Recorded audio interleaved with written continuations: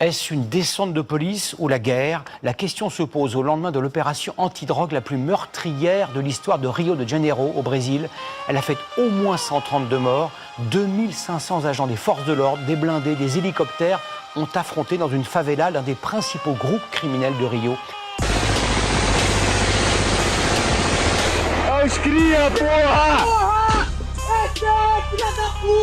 Aujourd'hui s'est déroulée à Rio de Janeiro la plus grande opération de l'histoire de nos forces de sécurité.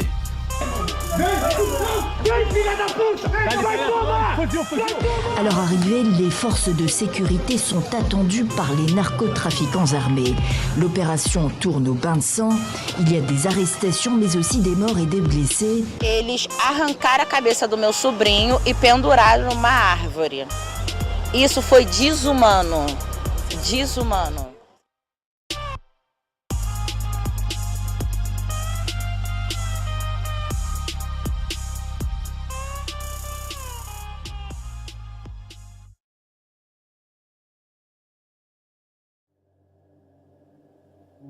Bonjour à tous, dans cette vidéo d'un nouveau type j'ai décidé de documenter les événements récents d'une extrême violence ayant eu lieu dans plusieurs complexes de favelas situés dans la zone nord de Rio de Janeiro, au Brésil, la zone la plus dangereuse de la ville.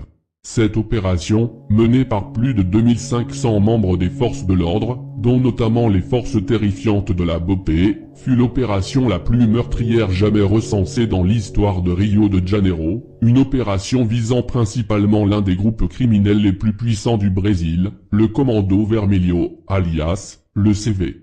À travers cette vidéo, nous allons tenter de comprendre pourquoi une telle opération a eu lieu, et comment les faits se sont réellement déroulés pour avoir pu causer une telle quantité de victimes, 130 morts, l'analyse détaillée de la pire opération de police de Rio de Janeiro, la BOPE contre le CV. Voici leurs histoires.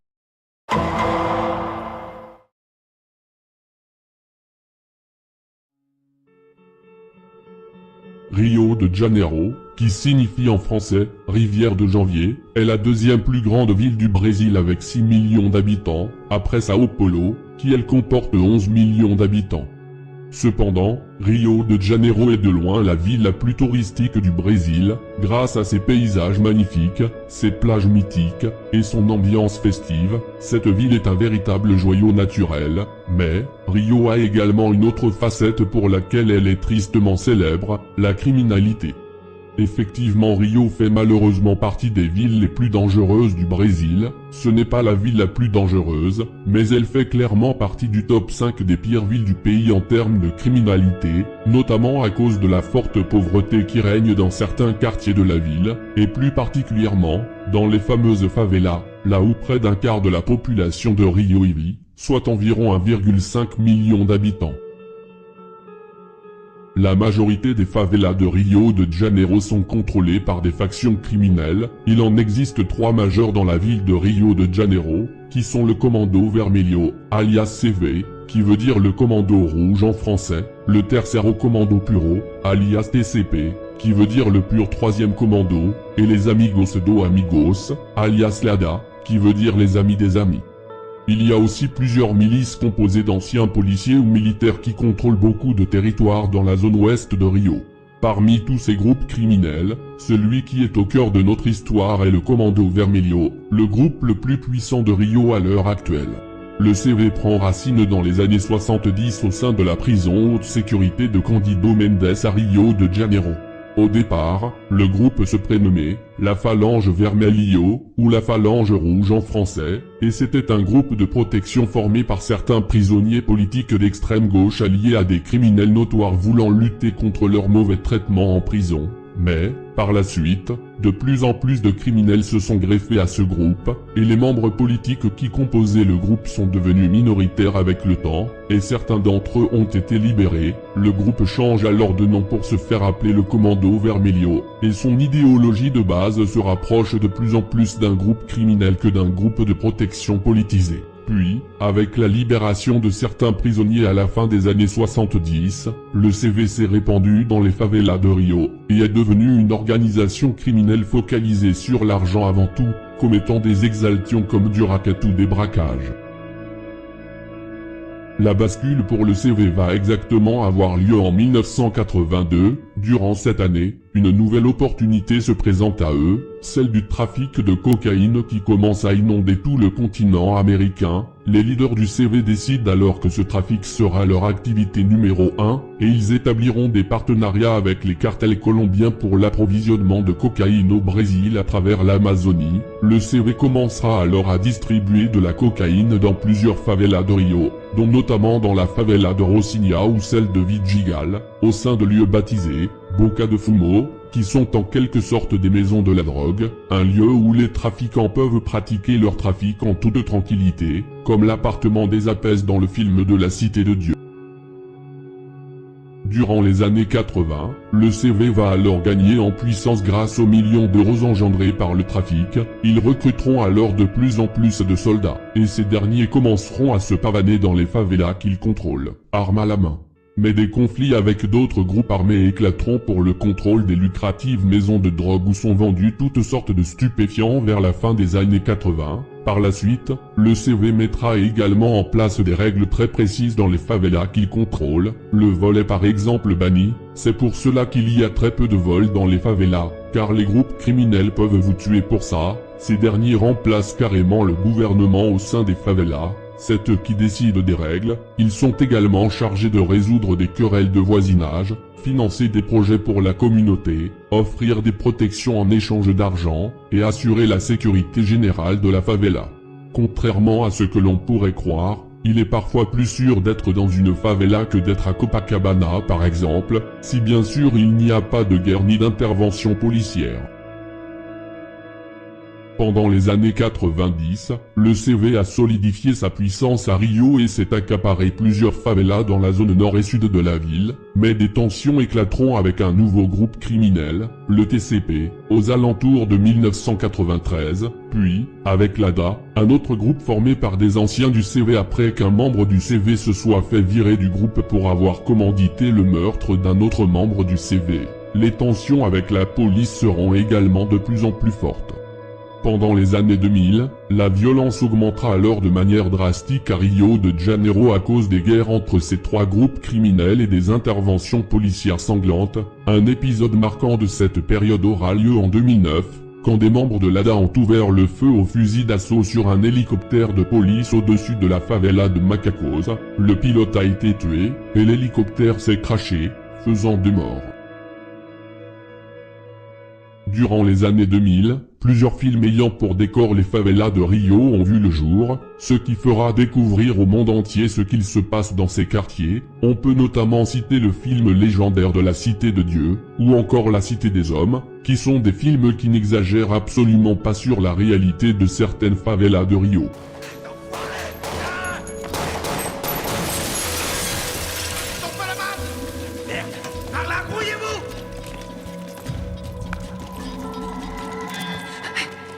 Trop, il faut qu'on se barre vite fait, on peut pas rester là. On va tous les massacrer, ces fils de pute. Tu délires, t'as vu ce qu'ils ont comme armes, ils vont tous nous buter. Déconne pas, ils vous font qu'on redescende. Ok, on reviendra plus tard, on descend par là. Allez. Suivez-moi par là. Les groupes criminels de Rio de Janeiro possèdent des moyens colossaux notamment en termes d'armement, des armes de dernière génération pour la plupart provenant directement des États-Unis, à tel point que, dans les années 2000, les trafiquants brésiliens étaient mieux armés que la police, voire même que l'armée brésilienne. On pouvait alors retrouver dans les favelas des armes comme des M16, des M4, des AK-47, des SIG, des FN, et même des snipers en calibre 50, avec de nombreux accessoires comme des viseurs holographiques, des lasers, des doubles chargeurs, des grenades, et bien d'autres, comme en témoigne l'hélicoptère abattu par les trafiquants. Face à cet attirail spectaculaire, la police brésilienne était alors démunie, donc, en réponse à cela, le gouvernement va décider de mobiliser l'unité spéciale la plus terrifiante du Brésil, la fameuse BOPE, le bataillon de la mort. La BOPE, ou bataillon des opérations spéciales de police, est le groupe d'intervention d'élite de la police militaire de l'État de Rio de Janeiro. Son rôle est principalement de mener des opérations spéciales dans les favelas afin d'y déloger les narcotrafiquants, avec des méthodes brutes, sans demi-mesure. Le siège de la BOPE est d'ailleurs situé tout en haut d'une favela, la favela de Tavares Bastos, qui est d'ailleurs la favela la plus sûre de Rio à cause de ça. Entre 1987 et 2010, près d'1 million de personnes ont été assassinées au Brésil, un chiffre stratosphérique. Le débat sur la sécurité nationale est alors une priorité, d'autant plus que le Brésil a été désigné comme organisateur de la Coupe du monde de football de 2014 et des Jeux olympiques de 2016. Ces deux événements mondiaux vont motiver le gouvernement à faire un énorme nettoyage dans les favelas de Rio, un phénomène baptisé la pacification. Durant les années 2000 et 2010, la BOPE mènera plusieurs interventions marquantes dans certaines des favelas les plus dangereuses de Rio, notamment dans la favela qualifiée comme la plus dangereuse et qui sera au cœur de notre histoire, le Complexo do Alemão, au nord de Rio. En 2010, la BOPE y effectuera un raid de 6 jours qui a causé la mort de 40 personnes dans ce quartier, 2600 policiers contre 600 narcotrafiquants. Malgré le nombre de morts assez élevé de cette opération, de nombreux narcos ont pu fuir dans les favelas environnantes. À cause de ce genre d'opération, les hommes de la BOPE sont devenus le cauchemar des narcos de Rio, et leur tenue intégralement noire était synonyme de mort quasi certaine, mais la BOPE n'est pas épargnée par les critiques, car de nombreux témoins les accusent d'avoir tué des innocents et d'avoir maquillé des scènes de crime pour faire passer les victimes innocentes pour des criminels. Le groupe est soupçonné d'avoir commis de nombreuses bavures lors de certaines opérations. En 2007 sort le film Troupe d'élite, un film issu d'un livre paru en 2006 qui décrit notamment les exaltations commises par des membres de la BOPE. Você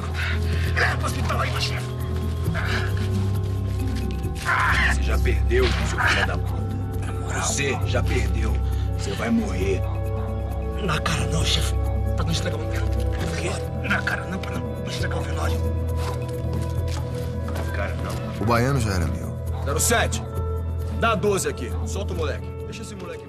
Nous sommes désormais en 2025, le CV est le groupe criminel le plus puissant de Rio. Il contrôle environ 50% des favelas non pacifiées de la ville, dont notamment le complexe de Alemão et le complexe de Penilla, deux complexes de favelas situés au nord de la ville, mais les milices paramilitaires gagnent de plus en plus de terrain à l'ouest de Rio. Celui qui est prétendument le boss du Commando Vermelho sur le terrain est un prénommé Edgar, surnommé Doca, ou encore l'ours de Penilla. Edgar, né en 1970, possède le nombre colossal de 189 pages dans son casier judiciaire, allant du trafic de drogue, en passant par les vols, la torture, la possession d'armes, ou encore le meurtre. C'est le numéro 3 de l'organisation du Commando Vermelho. Les deux autres boss qui sont au-dessus de lui sont incarcérés. Il s'agit de Marcinho VP et de Fernandinho Beiramar. En 2021, Edgar a été accusé d'avoir fait tuer 3 jeunes qui ont volé des oiseaux dans la favela de Castelar. En 2023, il a été accusé d'avoir commandité le meurtre de 3 docteurs, qui ont été confondus avec des membres d'une milice rivale. Et en 2025, il est accusé par le procureur d'avoir attaqué un commissariat pour faire libérer l'un de ses associés, un dénommé Rato. Le CV avait également pour objectif d'étendre son territoire dans des zones ouest de Rio contrôlées par les milices. À cause de toutes ces raisons, un mandat d'arrêt a été émis à l'encontre de l'ours de Penilla et de 10 autres personnes haut placées du CV, et une opération de police a été organisée dans les complexes de Alemão et Penilla, qui sont considérés comme le quartier général du CV au niveau national, afin de mettre ces mandats à exécution. L'opération, d'une envergure rarement vue, va mobiliser près de 2500 forces de l'ordre de plusieurs types, dont des membres de la police civile, de la BOPE, et bien d'autres. L'opération est délicate, car ces deux complexes de favelas possèdent environ 170 000 personnes réunies dans des espaces confinés, ce qui est énorme. Mais les cibles sont clairement identifiées. La cible numéro 1 est donc Edgar, ainsi qu'une centaine de membres du CV qui l'entourent. L'objectif est de mettre hors d'état de nuire le maximum de ces cibles, soit en les arrêtant, soit en les tuant, sachant que certains membres du CV sont facilement reconnaissables grâce à leur teinture rouge, qui est considérée pour beaucoup comme un signe distinctif des membres du CV. Et aussi car ces derniers s'affichent souvent fièrement sur les réseaux sociaux, les armes à la main, en faisant le signe représentant la lettre V avec les doigts, et souvent avec des emojis représentant une tête d'ours, en référence à leur boss, l'ours de Penilla. Afin de mener à bien cette opération exceptionnelle, les membres de la BOPE ont établi un stratagème ingénieux. Ils se sont préalablement positionnés dans une forêt située en haut d'une colline jouxtant les complexes de Alemao et de Penilla, tandis que les autres forces de l'ordre se positionneront par le bas, afin de prendre en étau les narcotrafiquants qui tenteraient de fuir par en haut, car, lors des précédentes opérations, de nombreux narcos ont pu fuir de cette manière et échapper à la police. Cette technique sera surnommée le mur de BOPE. 1 ou 2 jours avant le début de l'opération, les membres de la BOPE se sont alors discrètement infiltrés dans la forêt, attendant sagement le début de l'opération. Ces derniers ne sont d'ailleurs plus vêtus de noir depuis quelques années, ils sont désormais en treillis militaire. Le 28 octobre 2025, au petit matin, quelques 2500 policiers et une trentaine de blindés, accompagnés d'hélicoptères, déboulent dans les complexes de Alemao et de Penilla. Les policiers classiques et certains contingents militaires arrivent par le bas des complexes. Dès leur arrivée, les soldats du CV sont alertés, car ils possèdent des radios branchées sur la fréquence des forces de l'ordre, et les premiers échanges de tirs éclatent. Les soldats du CV, qui sont eux aussi vêtus pour la plupart de treillis militaires, sont positionnés à divers endroits des complexes situés en hauteur, ce qui leur donne un avantage sur les forces de l'ordre qui arrivent vers le bas. Les soldats du CV utiliseraient alors une stratégie de tir croisé et groupé, visant la même cible mais de différentes positions, toujours en hauteur, et tendant des embuscades à la police.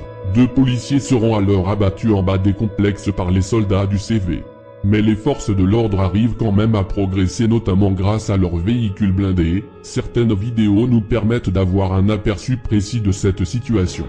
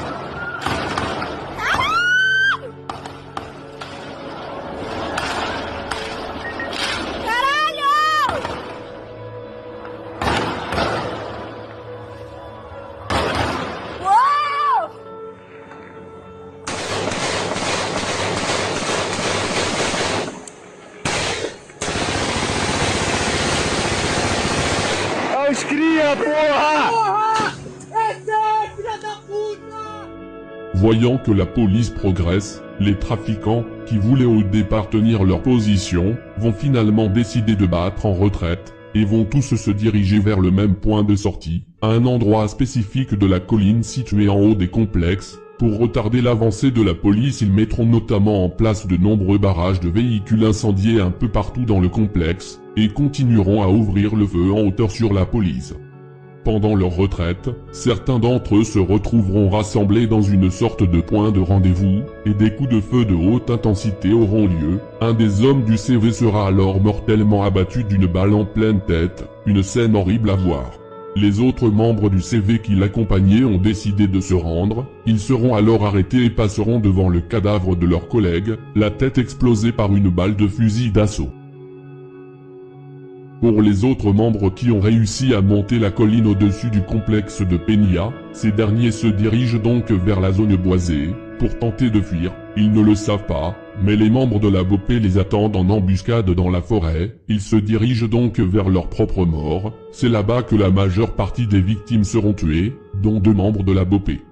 Pour l'heure, il nous est impossible de savoir ce qu'il s'est réellement passé dans la forêt, car les caméras que portaient les membres de la BOPE étaient, comme par hasard, complètement déchargées, donc il n'y a pas réellement d'image des affrontements. Tout ce que l'on a pu voir, c'est des corps de soldats du CV, souvent vêtus en treillis militaires, allongés au milieu de la forêt.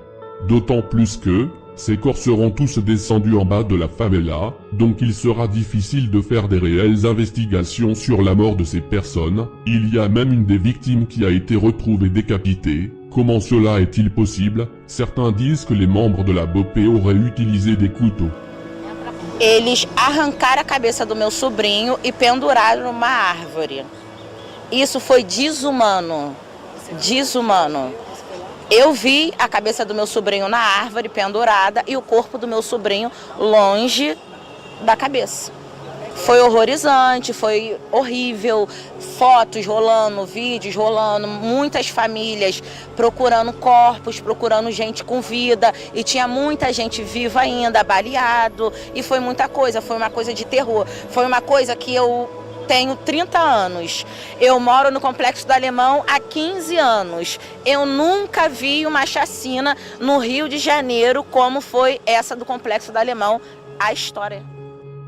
Au final, cette opération aura alors causé la mort de plus de 130 personnes, dont 126 trafiquants présumés et 4 membres des forces de l'ordre, un véritable massacre.